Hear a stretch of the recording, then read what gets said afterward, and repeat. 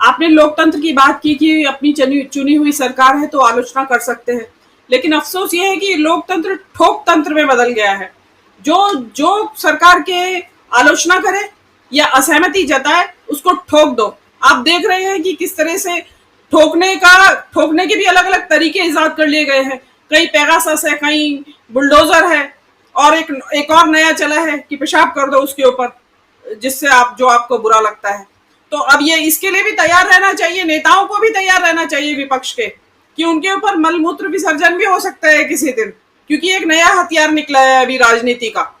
जो विरोधी है उसके ऊपर मलमूत्र कर दो, क्योंकि ये लोग देखिए, ये जो राजनीति जिसकी बात आप कर रहे हैं, ये राजनीति नहीं, ये व्यक्तिगत लांछन और व्यक्तिगत चरित्र हनन जो भी राजनेता है उसका। आप बता दीजिए कौन से नेता, आपने बताया सोनिया गांधी से लेके राहुल गांधी, आपका नेहरू, इंदिरा गांधी, मतलब इंदिरा गांधी को मेमूना बेगम, एक एक एक इनकी बेवकूफियों का मुजाहिरा करते हैं लोग, शर्म आती है सोच के भी।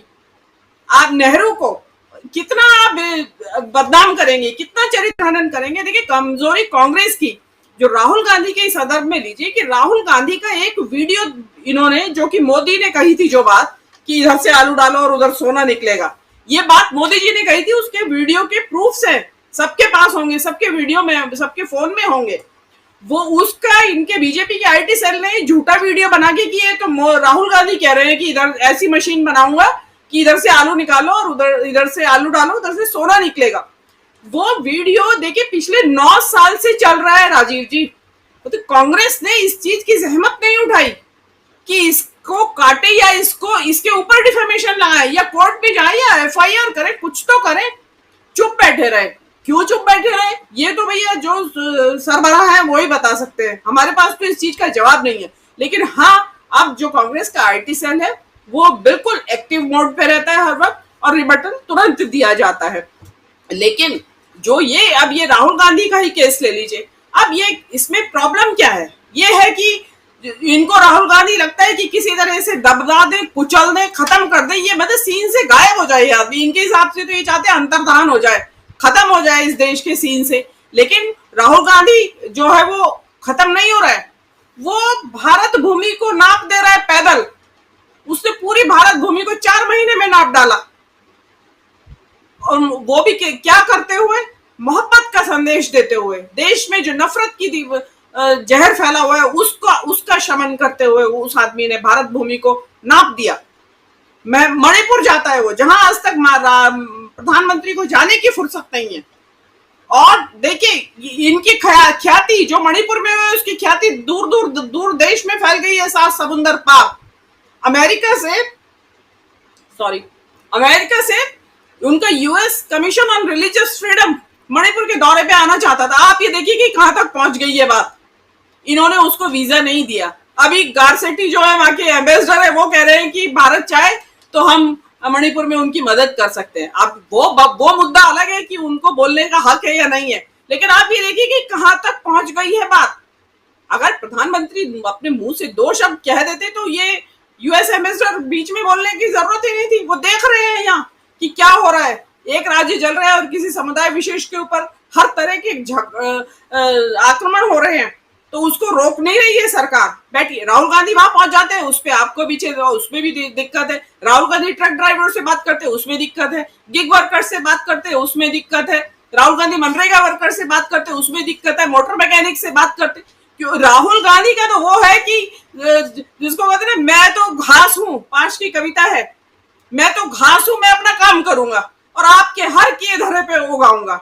तो राहुल गांधी वो है जो आपने शुरू में बाइट दिखाई, उसमें यही कह रहे हैं वो कि मैं आपके हर किए धरे पे उगाऊंगा, वापस आ जाऊंगा, मैं घास हूं, घास की तरह दोबारा उग जाऊंगा, आप कितना भी मुझे कुचल दीजिए, मसल के फेंक दीजिए। और जो राहुल गांधी का जो ये जज्बा है, जो हौसला है, इसको सलाम है।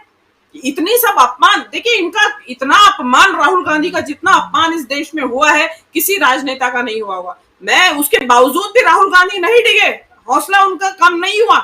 तो इन्होंने ये नया तरीका निकाला है अभी, राहुल गांधी को किसी तरीके से डिस्क्वालीफाई कर दे, इनको सीन पे से गायब कर दें, राजनीति के सीन पे से। लेकिन जितना गायब आप करेंगे वो उतनी ही शक्ति के साथ वापस उलट के आएंगे। जो आप कह रहे हैं कि 24 की तस्वीर बदल जाएगी, अभी तस्वीर बदलने में तो अभी सुप्रीम कोर्ट का भी इंतजार करना होगा हमें कि वहां से क्या, वहां से ऑर्डर्स क्या आते हैं और क्या होता है, वहां से क्या सुप्रीम कोर्ट क्या फैसला देती है इस बारे में। लेकिन आज जो फैसले के ऊपर तो बहुत चर्चा हो चुकी है, आपके चैनल पे भी हो चुकी है और जगह भी हो चुकी है, लेकिन उसमें भी आप कितनी शर्मिंदगी की बात है कि जजेस के फैसले की आलोचना में इतने अजीबोगरीब पॉइंट्स आ रहे हैं और वास्तव में शर्म की बात है कि इस तरीके की बातें जजेस अपने उसमें कोर्ट कर रहे हैं। अब जो सुप्रीम कोर्ट है, अब देखिए वो इस पे क्या संज्ञान लेते हैं और क्या इसमें निकल के आता है। उम्मीद करते हैं कि न्यायपालिका इसमें सही तरीके से न्याय करेगी और राहुल गांधी वापस से इस देश के राजनीतिक क्षितिज पे सूर्य के समान उगते हुए चमकते हुए नजर आएंगे। जी राजीव, देखिए राहुल गांधी की जो राजनीति है, जब तक सुप्रीम कोर्ट का फैसला, क्योंकि जा रहे हैं, जैसा सुना है कि भाई कांग्रेस जा रही है सुप्रीम कोर्ट में इस फैसले के खिलाफ, तो तब तक जो राहुल गांधी अब तक करते आ रहे थे, सड़कों पे घूम रहे हैं, जिसको कहते हैं आदमी सड़क का बने हुए हैं, सड़क के लोगों से मिल रहे हैं, आम लोगों से मिल रहे हैं, लोगों का दुख दर्द बांट रहे हैं, मोहब्बत की दुकानें खोल रहे हैं, वो यही करते रहेंगे, राहुल गांधी यही करते रहेंगे।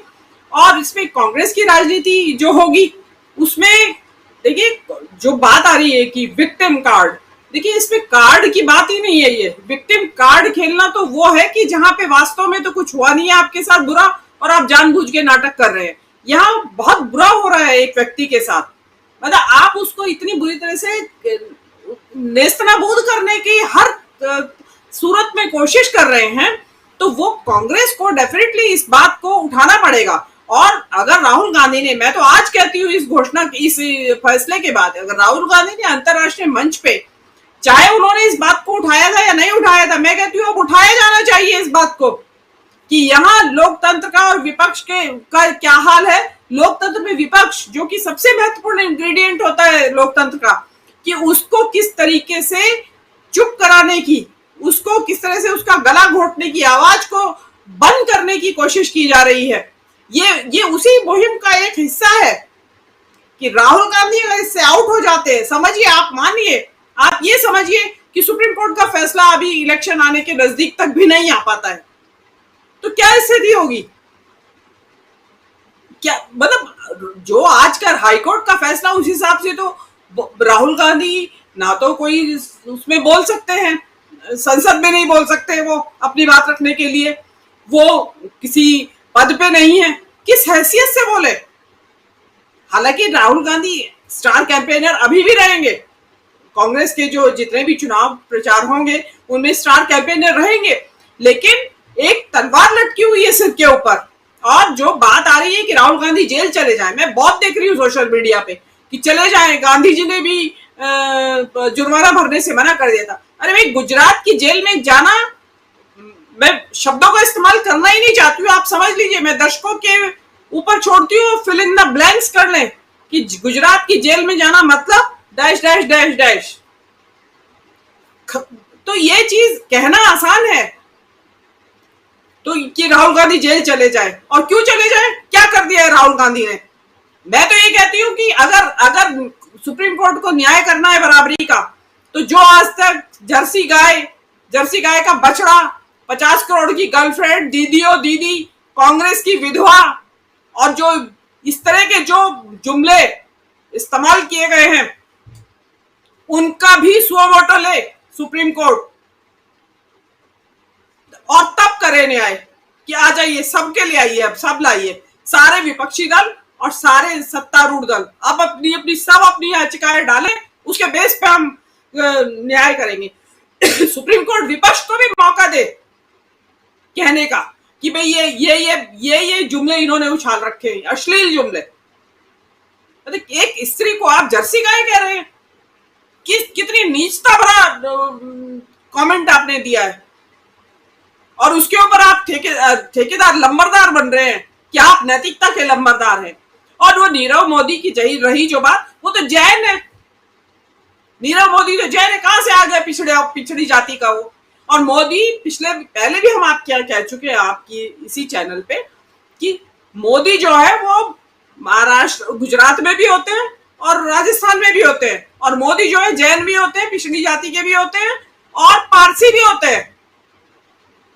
तो कौन कौन से मोदी की जरा ये तो डिफाइन कर देते कि भाई कौन कौन से मोदी की आहत, कौन कौन से वाले की आहत हुई है और कौन से वाले की नहीं हुई है भावना आहत। मतलब सोनिया गांधी की कोई भावना नहीं है, सोनिया गांधी पत्थर की बनी हुई है, राहुल गांधी पत्थर का बना हुआ है, उसकी कोई भावना नहीं है। आप उसको मर्जी जो मर्जी आई चॉइसेस ऑफ एक्सप्लेटिव्स आप यूज करें। और जो प्रशांत टंडन जी ने कहा कि सुप्रीम कोर्ट को चाहिए कि गुजरात की जो न्यायपालिका है उसकी स्थिति का संज्ञान ले कि हो क्या रहा है वहां पे। उस हिसाब से तो लगता है कि गुजरात की जनता ने जो 156 सीटें दी है वो किस कारण से दी होंगी। आज समझ में आता है कि किस चीज का साम्राज्य है वहां पे। तो ये और जो इनका असली मकसद है, देखिए मैं आपके चैनल पे कई बार कह चुकी हूँ कि इनका 2024 के इलेक्शन से पहले सारे विपक्षी नेताओं को, जो मुख्य नेता है उनके फर्स्ट लाइन, उनको जेल में भेजने का इनका प्रोग्राम है। उसमें सब जाएंगे, आप ये मान के चलिए। और रही बात ये भ्रष्टाचार के ऊपर मोदी जी की कि आज फिर छत्तीसगढ़ में बोल रहे हैं, तो मेरा ये कहना है कि जब मध्य प्रदेश में बोले और उसके अगले एक दिन छोड़ के अगले दिन इन्होंने महाराष्ट्र में इतने सारे भ्रष्टाचार के तथाकथित आरोपों वाले नेताओं को अपनी सरकार में शामिल कर लिया, और उसकी खूब लानत मलानत हो रही है। जब से मीडिया में सब बोल रहे हैं कि कैसे मोदी जी ने उन भ्रष्टाचारियों को पाक साफ मान के अपनी महाराष्ट्र की सरकार, भाजपा सरकार में शामिल कर लिया, और उसके बाद फिर मोदी जी छत्तीसगढ़ में वही बात दोहरा रहे हैं। तो कहीं मोदी जी को कोई सेलेक्टिव डिमेंशिया तो नहीं हो गया है कि भूल जाते हो बात कह के, या यही भूल जाते हैं कि मैंने अभी कल महाराष्ट्र में शामिल कर रहे हैं भ्रष्टाचारी अपने मंत्रिमंडल में, और वो छत्तीसगढ़ में फिर कहने लगे उसी बात को। तो मुझे ऐसा लगता है कि कहीं भूलने की बीमारी तो नहीं हो गई उनको। हो जाती है कई बार, ये कोई किसी इंसान के बस में नहीं है, मजाक नहीं उड़ा रही हूं इस बीमारी का, लेकिन कई बार हो जाता है इस तरीके का जो प्रॉब्लम इंसान के साथ हो जाती है।